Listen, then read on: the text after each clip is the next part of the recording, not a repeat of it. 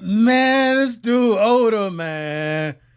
One Piece chapter 1102. I thought like I went back and I've been rereading One Piece from the beginning because like I had a feeling just based on how the last chapter went. It's been about 6 months. Like I had a feeling. I was like, man, this is gonna hurt. I figured I'll put some distance between myself and like the last chapter. I'd be like mentally prepared. Man, when I tell you I got like tears in my eyes right now, man. Yo, my eyes are stinging. That ending, man. Oh man, this gotta be a happy ending. It's gotta be a happy ending for Bonney and for Kuma, man. I cannot do this. I cannot do this. That moment where he got his like his memories were basically being put into like that paw bubble, and I like my eyes automatically glanced over to the left corner and I saw Bonnie and I saw like the tears and like she was getting the message of tell Bonnie happy 10th birthday. I broke. Oh man, yo, it takes a lot to like work my emotions, man. Like One Piece has managed to do that. I want to say 5 times, where it's like legitimately made me realize, oh my god, I'm crying. This is beautiful, man. This is so beautiful. So now that we got that out, right? You know how this goes with blind reactions, man. You know, now we got that out. You know, I'm gonna back up and walk through the beginning of the chapter, but we had to start like with like the most emotionally jarring thing. And like, my God, I thought like just based on the cover, right? I thought for certain this is gonna be like something happy ending, right? Just based on the cover, because you got Bonnie and she's eating with the wolves and everything.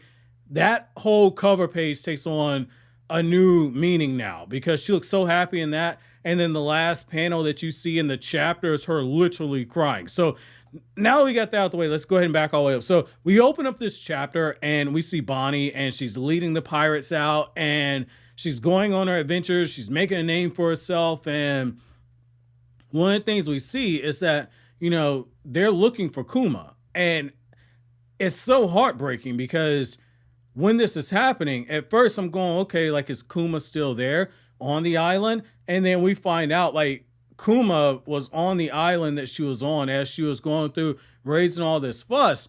And Kuma says, like, I'm sorry I can't meet with you.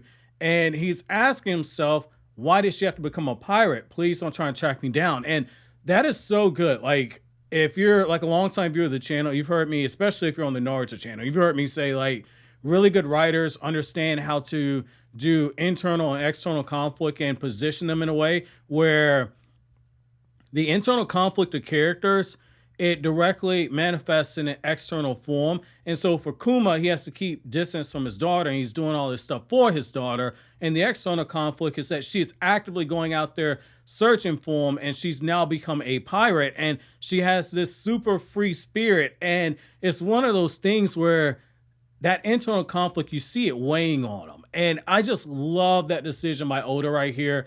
And just knowing everything we know about how Kuma was telling her all these stories about Nika, the sun god, and you see the way she's got that carefree personality. It's just one of those things that like everything makes way more sense now. Like I will never forgive Oda for, you know, hitting us with that trap card where like Bonnie's a little kid, but she's got the body of a grown woman. I did not see that one coming.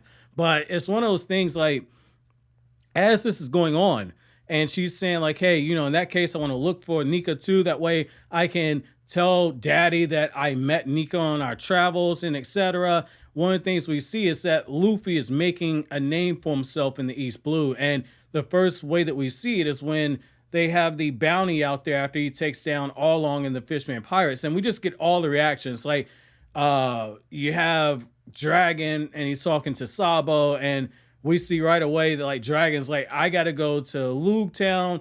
And the reason why he wants to go there is because like Smoker's there, he's looking out for his son. So that part makes sense. And then on the other side, you see the connection like with the Fishman Pirates and everything, where you see not the Fishman Pirates, but the Whitebeard Pirates, where you see Ace and he's showing the bounty, super proud. He's like, you won't believe whose little brother this is. Like he's like grinning, he's cheesing.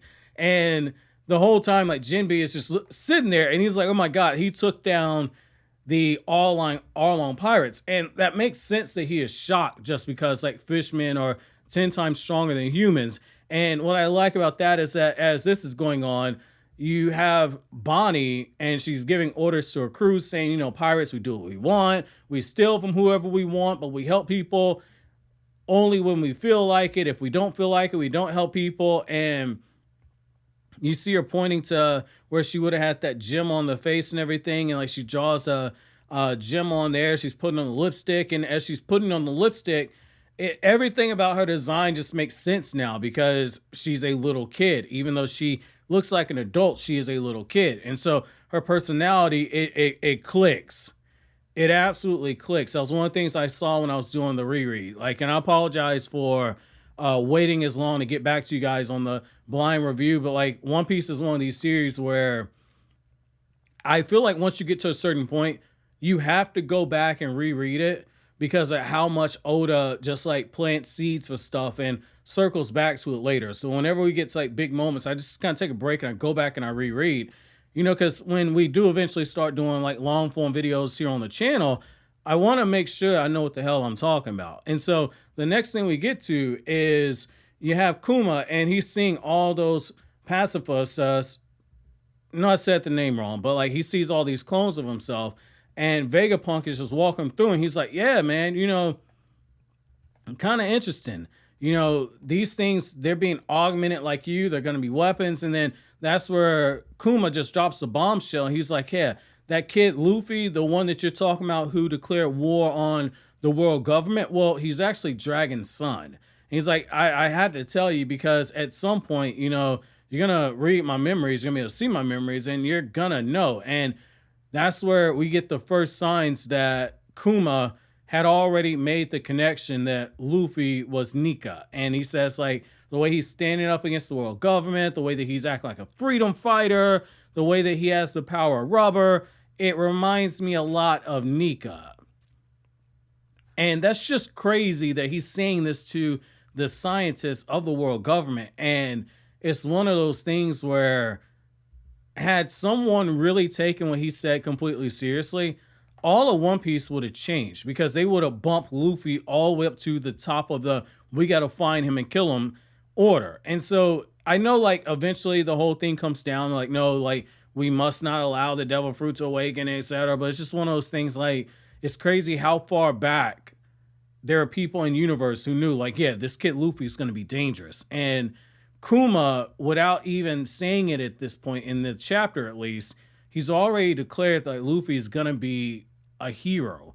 And when we get him to Thriller Bark, after everything that goes on with the warlord at Thriller Bark, that's where you have the moment where Zoro stands up to Kuma, and he has that iconic scene of where like, nothing happened, where basically Kuma makes him take the pain that Luffy absorbed, and in exchange, Kuma spares him.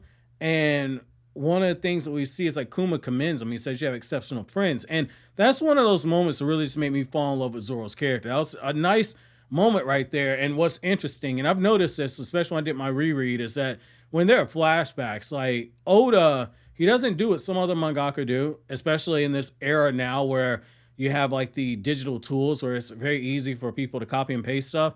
Oda redraws.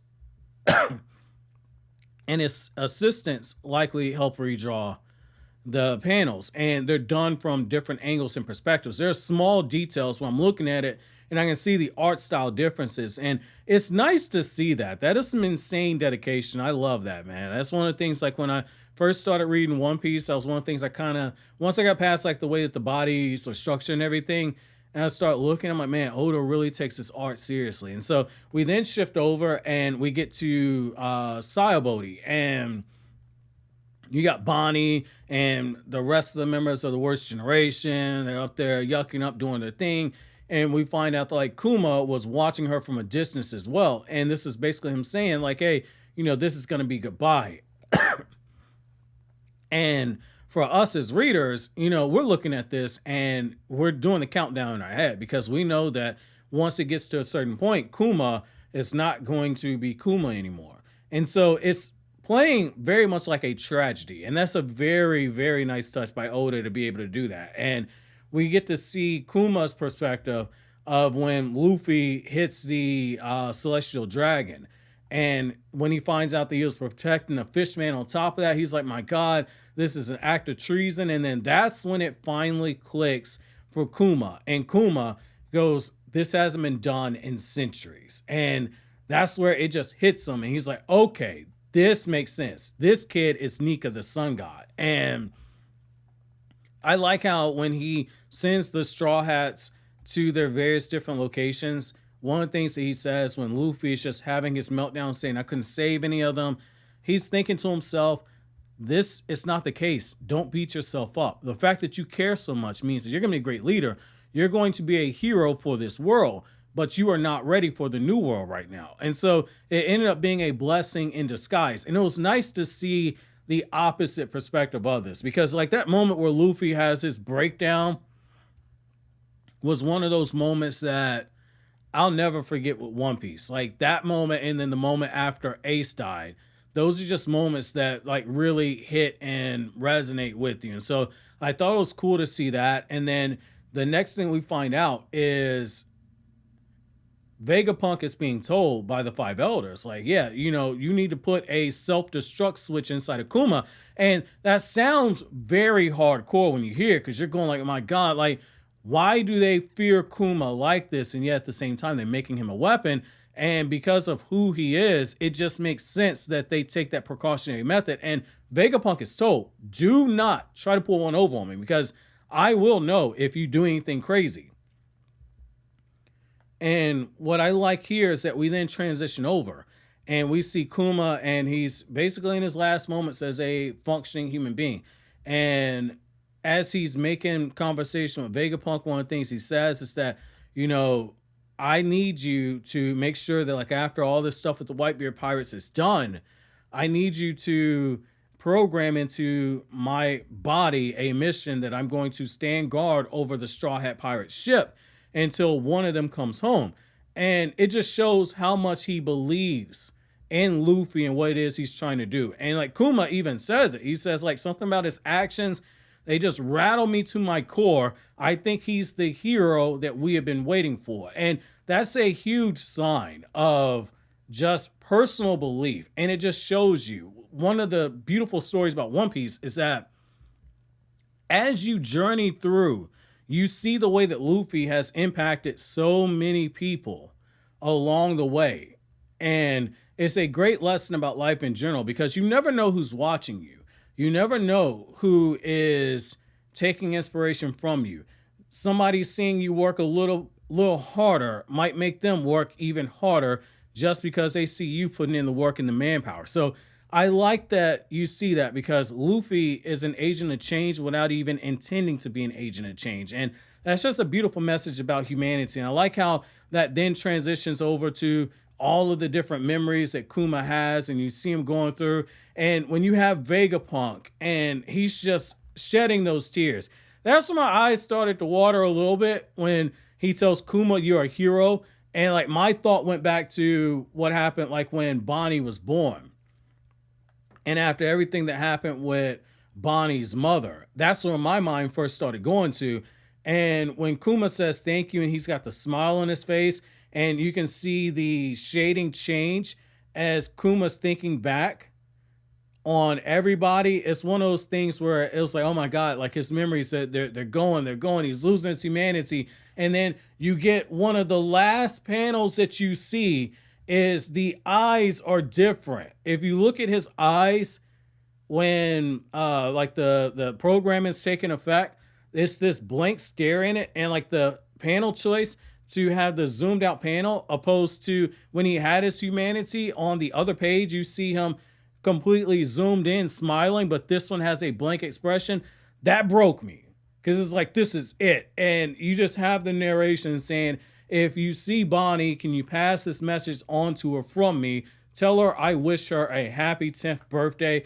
And the way that Bonney is just breaking down into tears, this is one of, if not the most heartbreaking panel that we've seen in One Piece. And that's actually gonna be my chapter question. Where does Kuma's backstory and just Bonnie's reaction to everything that happened rank for you when it comes to the most tragic moments in One Piece? For me, I'm a little caught up in the moment, so I'm saying right now that this is one, but I think if I go back and, just like really sit down and think, and that's gonna be one of the videos I'm probably gonna do when I get caught up. It's like the most heartbreaking moments in One Piece, but this has gotta be like top 5, man. This has gotta be top 5. Like my top 5 is gonna be different than a lot of people's, those guys who have like watched like the reviews and everything and been with me on this very long journey, that like I value certain arcs and moments more than others. But man, I hate Oda did this to me, man. I hate Oda did this to me. Yo, this MFer made me cry, man. Oh my God. Oh man. But so always, guys, if you like anything I had to say, don't forget to comment, rate, subscribe, and share. Thank you so much for watching on to the end. Have an awesome day, guys.